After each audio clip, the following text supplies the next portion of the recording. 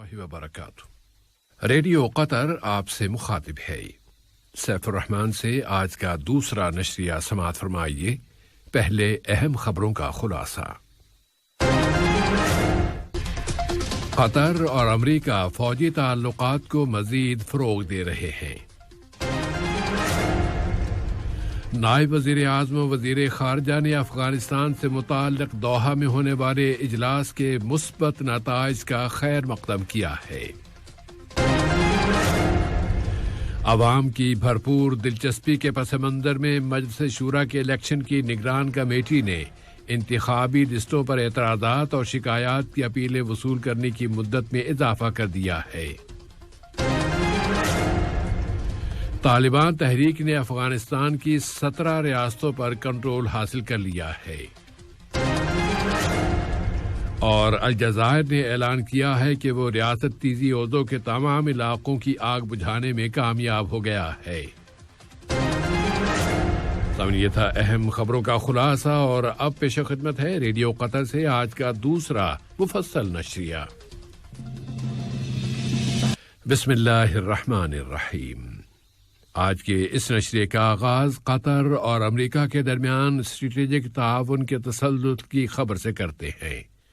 نائب وزیر اعظم و وزیر مملکت برائے امور دفاع ڈاکٹر خالد بن محمد العطیہ سے انہوں نے امریکی وزیر دفاع جناب لوئڈ آسٹن کی جانب سے ایک ٹیلی فون کال وصول کی ہے۔ اس رابطے میں دونوں دوست ملکوں کے درمیان فوجی شعبوں میں دو طرفہ تعلقات کے مزید فروغ پر بات چیت کی گئی ہے۔ افغانستان میں امن کی مدد کے لیے قطر کے کردار پر ایک نظر ڈالتے ہیں۔ نائب وزیر اعظم اور وزیر خارجہ شیخ محمد بن عبد الرحمن آل ثانی نے افغانستان نے امن کے عمل سے متعلق دوحہ میں ہونے والے بین الاقوامی اجلاس کے مثبت اور پازیٹیو نتائج کی تعریف کی ہے۔ وزیر خارجہ نے اس اجلاس میں شریک تمام فریقوں سے اپیل کی ہے کہ وہ اعتماد سازی کے لیے مزید اقدامات کریں اور وہ ایک سیاسی تصفیے تک پہنچنے اور جلد از جلد جامع فائر بندی کے لیے اپنی کوششوں میں اضافہ کر دیں۔ اجلاس کے اختتام پر جاری کردہ بیان میں امن کے عمل کو مزید تیز کرنے اور فوری طور پر فائر بندی کی اپیل کی گئی ہے۔ ان ملکوں نے ایک مرتبہ پھر کہا ہے کہ وہ افغانستان میں ایسی کسی بھی حکومت کو تسلیم نہیں کریں گے جو فوجی طاقت کے بلبوتے پر مسلط کی گئی ہو۔ انہوں نے قطر اور اس کی کوششوں کی مکمل تائید اور حمایت کا اظہار کرتے ہوئے قطر کا شکریہ ادا کیا ہے۔ اب مجلس شورا کے انتخابات کی طرف آتے ہیں جو ملک کے ایک تاریخ ساز مرحلے کی بنیاد رکھیں گے۔ شہریوں کی جانب سے بھرپور دلچسپی کی بنا پر مجلس شورا کے انتخابات کی نگران کمیٹی نے اعلان کیا ہے کہ انتخابی لسٹوں پر اعتراضات اور شکایات کی درخواستیں پیش کرنے کی مدت اب اگلے ہفتے تک کے لیے بڑھا دی گئی ہے۔ شہریوں نے اقدامات کو بہت آسان بنا دینے، درخواست گزاروں کو فراہم کی جانے والی مدت میں توسیع اور عوام کی شرکت میں اضافے کی تعریف کی ہے۔ وزارت داخلہ نے تمام شہریوں سے اپیل کی ہے کہ وہ قوانین اور سسٹمز کی مکمل پابندی کریں، وہ خاص سوسائٹی کی سیکیورٹی سے متعلق ہوں یا پھر کورونا وائرس کی روک تھام کے لیے اختیار کیے گئے احتیاطی اقدامات سے متعلق۔ شہریوں سے کہا گیا ہے کہ وہ مقررہ تعداد سے زیادہ کہیں بھی اکٹھے نہ ہوں اور وہ ملک میں اختیار کیے گئے اقدامات کے خلاف کہیں بھی یکجا نہ ہونے پائیں۔ وزارت داخلہ نے اپنے بیان میں زور دے کر کہا ہے کہ نسلی اور قبائلی نعرے بلند کرنے کی ہرگز اجازت نہیں ہے۔ اس نے مزید کہا کہ اس کے متعلقہ اداروں نے قانون کی خلاف ورزی کرنے والوں اور احتیاطی اقدامات کی پابندی نہ کرنے والوں کے خلاف کارروائی کے لیے تمام ضروری اقدامات کر لیے ہیں۔ وزارت صحت عامہ نے آج اعلان کیا ہے کہ یہاں کی سوسائٹی میں کورونا وائرس کے مزید 173 اور مسافروں میں 71 مصدقہ کیسز رجسٹر ہوئے ہیں۔ وزارت صحت کے اعلان کے مطابق اس وائرس کے مزید 119 بیمار اب صحت یاب ہو گئے ہیں۔ اس کے بعد اب تک شفا پانے والوں کی کل تعداد 25,685 ہو گئی ہے۔ اور ملک میں جاری ویکسینیشن کی مہم کے بارے میں بتایا گیا ہے کہ اب تک لوگوں کو کورونا کے خلاف ویکسین کی 40,67,088 خوراکیں دی جا چکی ہیں۔ اب ایک مرتبہ پھر افغانستان کے مسئلے کی طرف چلتے ہیں اور اس مرتبہ وہاں کی زمینی صورتحال دیکھتے ہیں۔ طالبان تحریک نے اعلان کیا ہے کہ اس نے افغانستان کی مزید 7 ریاستوں کا کنٹرول حاصل کر لیا ہے، جس کے بعد طالبان کے مطابق اس کے زیر کنٹرول ریاستوں کی کل تعداد اب 17 ہو گئی ہے۔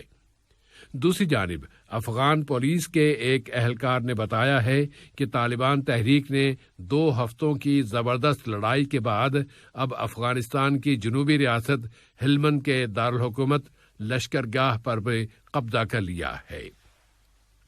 افغانستان میں ہونے والے معرکوں کے پیش نظر برطانیہ کے وزیر دفاع بن والاس نے آج اپنے ایک بیان میں کہہ دیا ہے کہ اگر القاعدہ کو اس حد تک پناہ دینے کا عمل شروع کر دیا گیا کہ وہ مغرب کے لیے خطرہ بن جائے تو برطانیہ دوبارہ افغانستان میں جا سکتا ہے۔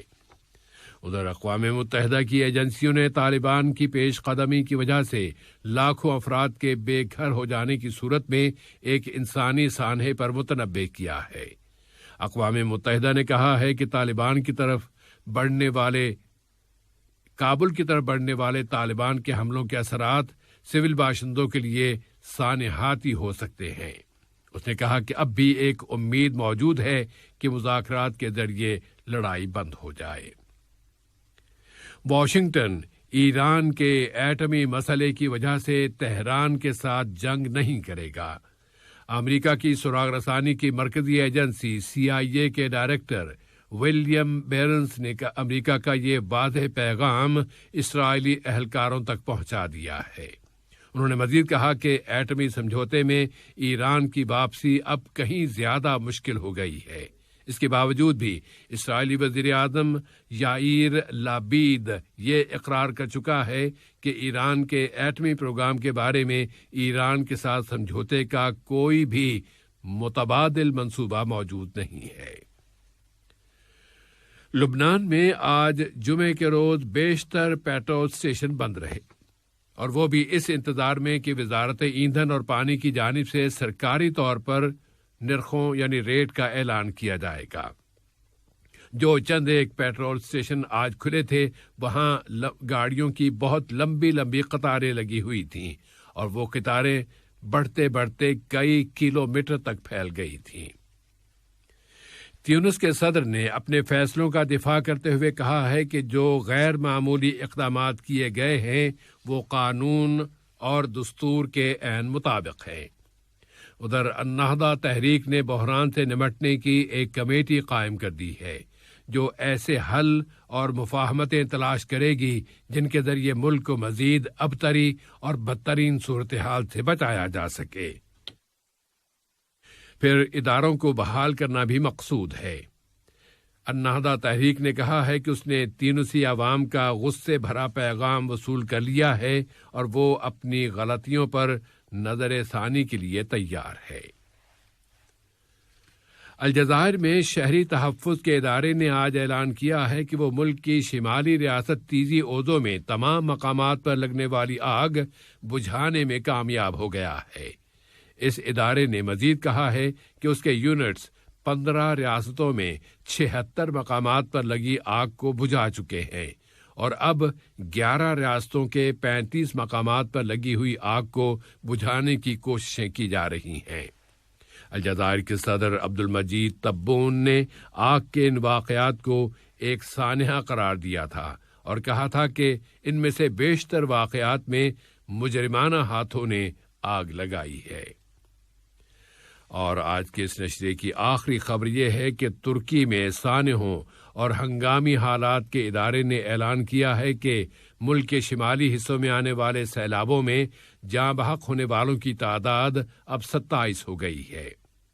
اس نے مزید بتایا ہے کہ بحر اسود کے ساحلی علاقوں کی بہت سی سڑکیں زیر آب آ گئی ہیں، یعنی وہ پانی میں ڈوب گئی ہیں، اور لاپتہ اشخاص کی تلاش کا کام بھی جاری ہے۔ اس وقت تلاش اور بچاؤ کے آپریشن جاری ہیں اور 3 ریاستوں بارتن، قسطمونو اور سینوب سے ہزاروں باشندوں کو محفوظ مقامات پر منتقل کر دیا گیا ہے۔ آج کے یہ نشریہ ختم ہونے سے قبل اہم خبروں کا خلاصہ ایک مرتبہ پھر پیش خدمت ہے۔ السلام علیکم دوستو، میں ہوں شیخ نور۔ آپ دیکھ رہے تھے قطر نیوز ٹوڈے۔ مجھے امید ہے کہ یہ ویڈیو آپ کو انفارمیٹک لگی ہوگی۔